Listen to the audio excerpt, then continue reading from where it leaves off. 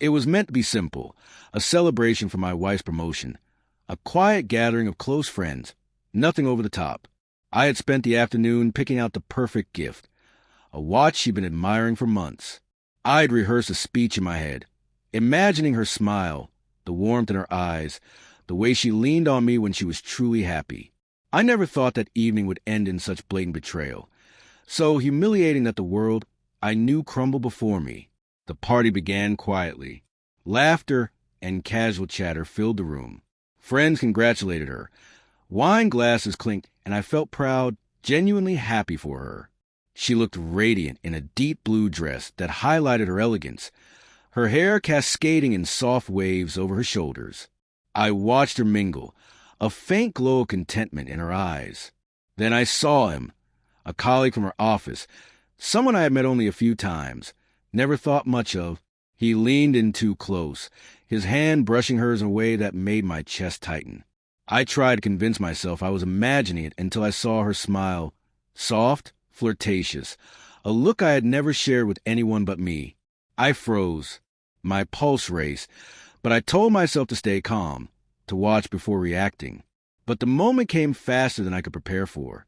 He leaned in right there, in the middle of the living room, laughter and conversation surrounding us, and kissed her. Not a quick peck, but a deliberate, confident kiss. She didn't pull away. She didn't push him back. She kissed him back. The room seemed to shrink. Laughter faded into a dull roar in my ears. Friends froze, some confused, others shocked. Every eye turned toward us. The betrayal laid bare for everyone to see. My hands clenched into fists, jaw tightening as reality slammed into me with relentless force. I didn't shout. I didn't cry. I didn't plead. I stepped back, voice low, deliberate, slicing through the stunned silence. It's over. She froze instantly. The smile vanished from her face, replaced by panic, guilt, and disbelief. The man stepped back too, suddenly aware of the weight of my presence, the finality in my words. It's over, I repeated, letting it sink in. My marriage, my trust, my love, everything we had built, ended in that moment, and I made sure she understood. Tears filled her eyes immediately. She began to shake, the bravado she carried into the party dissolving. Wait, It's not what it looks like, she stammered. But the evidence was undeniable. The kiss had been deliberate, mutual, betrayal, clear. I didn't argue. I didn't reason. I just watched as she broke down, each sob, each tremor peeling away layers of deceit. Friends murmured, some offering awkward sympathy, others frozen in shock. The man stayed silent, shrinking under the weight of the scene. She tried to reach for me, to explain, to plead, but I didn't move. Her words fell empty. I was confused. I didn't mean, I love you. It was a mistake, she whispered, voice cracking, desperation stripping away every trace of confidence. It doesn't matter, I said, calm, almost gentle, though every word carried the weight of finality. You chose him. You chose that kiss. You chose to betray everything we had. There's nothing left to explain. Her sobs intensified. She collapsed onto a chair, hiding her face in her hands. For a moment, the room was filled only with the sound of her heartbreak. It wasn't just a kiss. It was a humiliation, the public exposure, the realization that I had left emotionally long before leaving physically. The man quietly excused himself, aware he had ignited a moment that would haunt him as much as her. Guests slowly returned to their conversations, but the tension lingered, a heavy reminder of what had happened.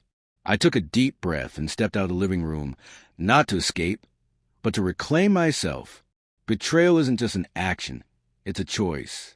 And once made, no amount of pleading or apology can undo it. Later, she followed me to the bedroom, still crying, still trembling. Please, I can fix this. I love you. I made a mistake. I don't want to lose you, she whispered. I shook my head. You already lost us. You already chose him. You already shattered the trust we had. Love isn't enough when honesty is gone. Her face fell. Tears continued, but in the quiet that followed, I saw understanding. Actions carry consequences, and betrayal leaves permanent scars. I didn't leave immediately. I stayed just long enough for her to grasp the finality, to feel the weight of what she had done. Nothing after that night could restore what was lost. The kiss, the shock, the breakdown, it was over. I had made sure she knew it. Her confidence had crumbled, replaced by shame, regret, and the stark realization that some moments are irreversible. In the days that followed, our home was quiet. She avoided me, burdened by unspoken guilt, while I focused on rebuilding the trust in my own life she had destroyed. The betrayal was public, the humiliation real, and the consequence unmistakable.